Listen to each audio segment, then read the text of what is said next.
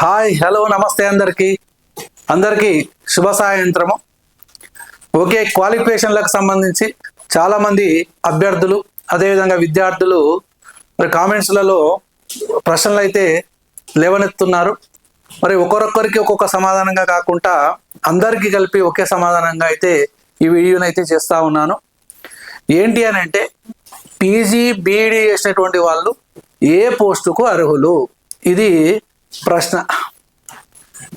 PG అని అంటే MBA కావచ్చు, ఎంఎస్సి కావచ్చు, ఎంకామ్ కావచ్చు, ఇంకా మరీ ఏదైనా అంటే ఎంఎల్ఐసి కావచ్చు, master of library science, MSW master of social work, అదేవిధంగా ఇంకా ఏ విధమైనటువంటి మాస్టర్ ఆఫ్ బిజినెస్ మేనేజ్మెంట్ అయినా కానీ, ఎంబీఏ కానివ్వండి, ఏ ఏ ఏ పీజీ చేసినా కానీ పీజీతో పాటు బీఈడి ఉంటే ఏ పోస్టుకు అర్హులు, బీఈడి లేకపోతే ఏ పోస్టుకు అర్హులు, టెట్ లేకపోతే ఏ పోస్టుకు అర్హులు.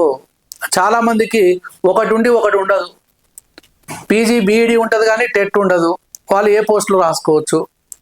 ఓన్లీ పీజీ మాత్రమే ఉంటుంది, వాళ్ళు ఏ పోస్టులు రాసుకోవచ్చు. పీజీ ఉంటుంది, బీఈడి ఉండదు, నెట్ ఉంటుంది, వాళ్ళు ఏ పోస్టులు రాసుకోవచ్చు. పీజీ ఉంటుంది కానీ నెట్ ఉండదు, సెట్ ఉండదు, బీఎడ్ ఉండదు, ఓన్లీ పిహెచ్డి ఉంటుంది, వాళ్ళు ఏ పోస్టులు రాసుకోవచ్చు. పీజీ ఉంటుంది కానీ నెట్ ఉండదు, సెట్ ఉండదు, ఎంఈడి ఉంటుంది, వాళ్ళు ఏ పోస్టులు రాసుకోవచ్చు. అంటే హయ్యర్ క్వాలిఫికేషన్ జేఆర్ఎఫ్ ఉన్నటువంటి వాళ్ళు, అదేవిధంగా పోస్ట్ డాక్టరల్ ఫెలోషిప్ పీడిఎఫ్ ఉన్నటువంటి వాళ్ళు ఏ పోస్టులకు అయితే ఎలిజిబుల్లో నేనైతే ఈ వీడియోలో అయితే సంక్షిప్తంగా వివరిస్తాను. ఓకే, పీజీ బీఈడి చేసినటువంటి వాళ్ళు ఏ పోస్టుకు అర్హులు, ఇది మన థంబ్నెయిల్ హెడ్డింగ్. థంబ్నెయిల్లో ఏదైతే ఉందో దాన్నే నేను లోపల చెప్తా. థంబ్నెయిల్లో ఒకటి లోపల ఒకటి అనేటువంటిది ఉండదు, జాగ్రత్తగా మీరు గమనించాలి. ఓకే, ఇక్కడ పీజీ బీఈడి ఉన్నటువంటి వాళ్ళలో చూసినట్లయితే ఒక పోస్టు పీజీటీ పోస్టు, తర్వాత జేఎల్ పోస్టు. ఈ పీజీటీ జేఎల్ అనేటువంటిది బీఈడితో సంబంధం ఉన్నటువంటి పోస్టులు. మళ్ళీ జేఎల్లో రెగ్యులర్ జేఎల్ అని ఉంటుంది, గవర్నమెంట్ జూనియర్ కాలేజీలో జేఎల్కు బీఈడి అవసరం లేదు. నేను ఒక్కొక్క దాని గురించి చెప్పుకుంటూ వస్తా, జాగ్రత్తగా కాన్సన్ట్రేషన్ చేయాలి. ఇంకా పీజీటీ పోస్ట్ ఉంది, పోస్ట్ గ్రాడ్యుయేట్ టీచర్ అని అంటారు. ఈ పోస్ట్ గ్రాడ్యుయేట్ టీచర్ అనేటువంటిది మోడల్ స్కూళ్ళల్లో ఉన్నది, అదేవిధంగా రెసిడెన్షియల్ స్కూళ్ళల్లో ఉన్నది. మోడల్ స్కూల్లో మాత్రం 9వ తరగతి, 10వ తరగతి, 11వ తరగతి, 12వ తరగతి విద్యార్థులకు పాఠ్యాంశాలు బోధించేటువంటి post PGT model school, AP and Telangana. Residential స్కూళ్ళల్లో మాత్రం పీజీటీ పోస్టు 8వ తరగతి, 9వ తరగతి, 10, 8th, 9th, 10th క్లాసులకు సంబంధించినటువంటి పోస్టు పీజీటీ పోస్టు. అంటే పీజీటీ పోస్టుకు ఏమి ఉండాలి అంటే పీజీ ప్లస్ బీఎడ్ ఉండాలి, పీజీ ప్లస్ బీఎడ్ ఉండాలి.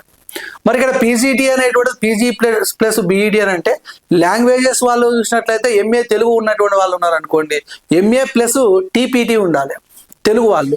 ఎంఏ ఉర్దూ వాళ్ళు ఉన్నారనుకోండి, ఎంఏ ప్లస్ యూపీటీ ఉండాలి. ఎంఏ హిందీ ఉందనుకోండి, ఎంఏ ప్లస్ హెచ్పిటి ఉండాలి.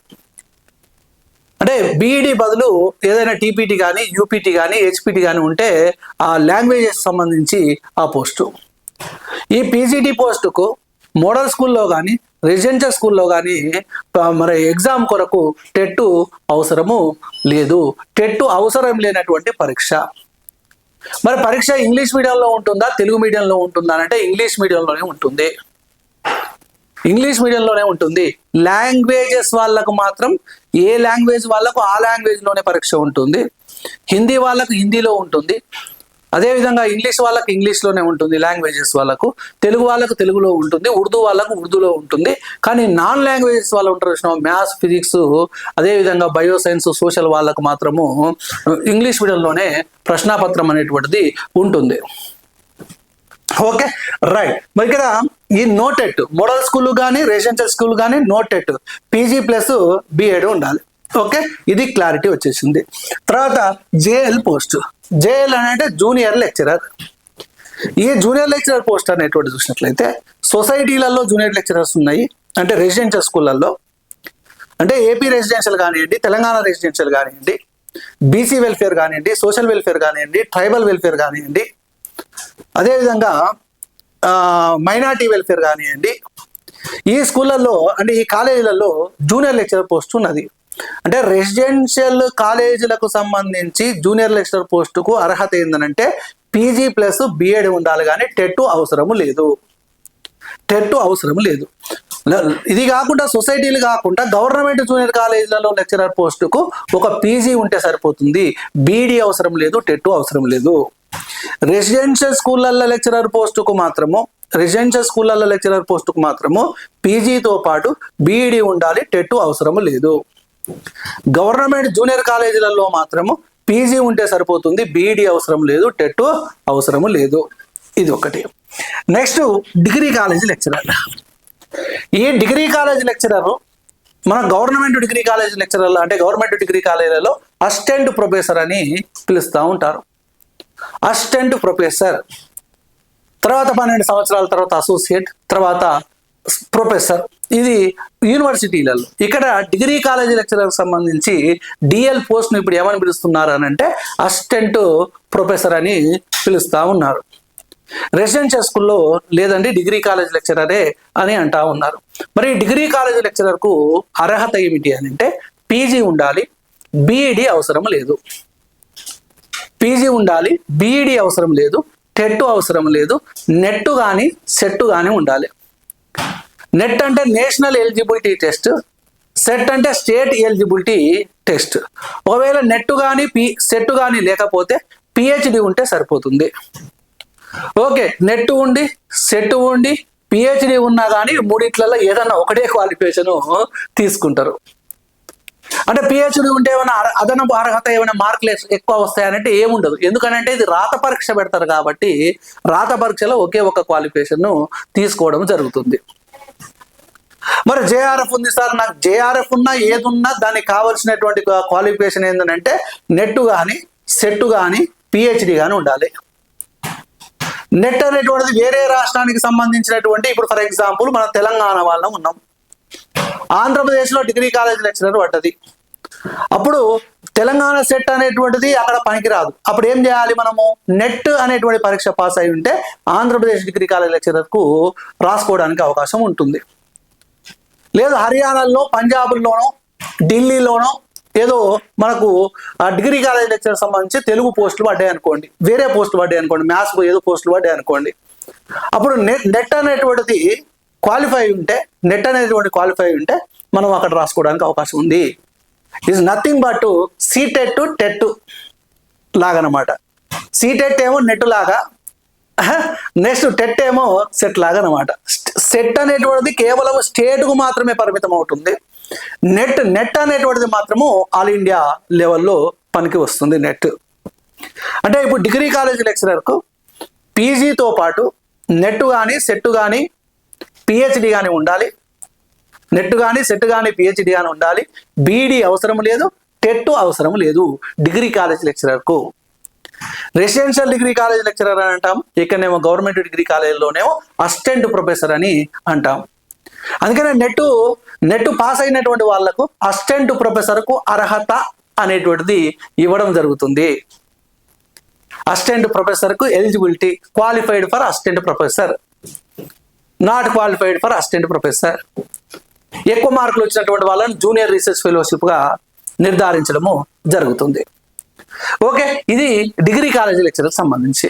ఇప్పుడు నెట్కు ఆర్ జేఆర్ఎఫ్కు క్వాలిఫికేషన్ ఏంటంటే నెట్కు పీజీ ఉండాలి, పీజీ, జేఆర్ఎఫ్ కూడా పీజీ ఉండాలి, సెట్కు కూడా పీజీ ఉండాలి.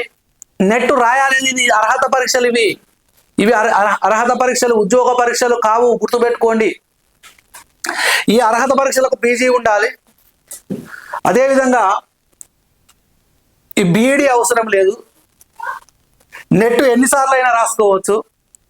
నెట్కు ఏజ్ లిమిట్ లేదు, సెట్కు ఏజ్ లిమిట్ లేదు.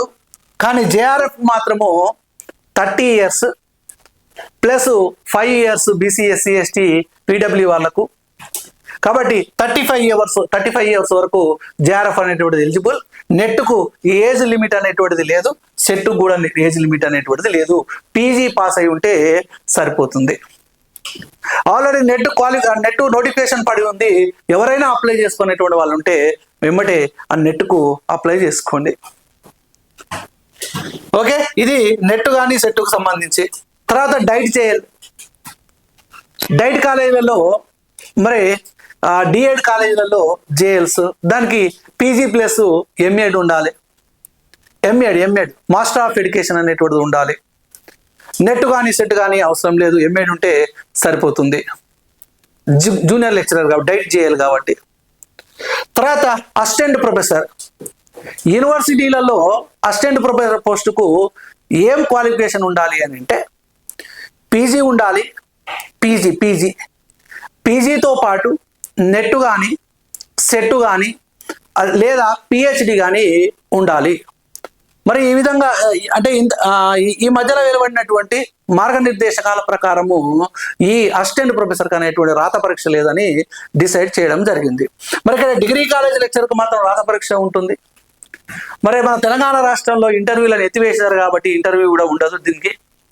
మనం నిర్వహించినటువంటి జేఎల్ పరీక్షకు కేవలం రాత పరీక్ష ఆధారంగానే నియామకాలు అనేటువంటిది చేపట్టడము జరిగింది. మరి ఇది కేవలము అంటే రాత పరీక్ష కాకుండా ముఖాముఖి పరీక్ష, అదేవిధంగా అకాడమిక్ పర్ఫార్మెన్స్ ఆధారంగా ఇది అసిస్టెంట్ ప్రొఫెసర్ అంటే పీజీ ప్లస్ నెట్ లేదా సెట్ లేదా పిహెచ్డి అనేటువంటివి ఉండాలి. ఇంకా ఏమైనా అదనపు అర్హతలు ఉంటే దానికి మార్కులు అనేటువంటివి ఉంటాయి. ఓకే, ఇది సపరేట్. దీని గురించి సపరేట్గా నేను ఇంకొక వీడియో చేస్తాను, దీంట్లో భాగంగా కాదు.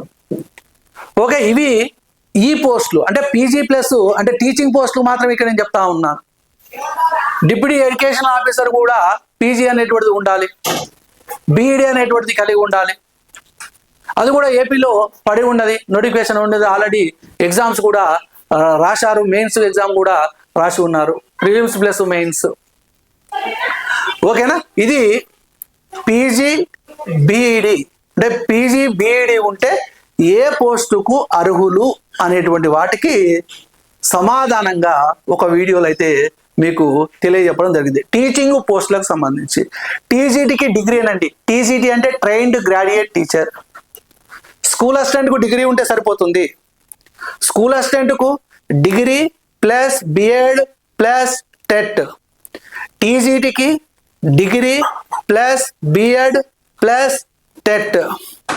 ఒకవేళ లాంగ్వేజ్ వాళ్ళు ఉంటే TPTR, UPTR, HPT plus TET. మరి టీజీటీ వాళ్ళకు రెసిడెన్షియల్ స్కూల్లో, మోడల్ స్కూల్లో ఎగ్జామ్ ఏ మీడియంలో ఉంటుంది? లాంగ్వేజెస్ వాళ్ళకు ఏ లాంగ్వేజ్ వాళ్ళైతే ఆ లాంగ్వేజ్లో ఉంటుంది.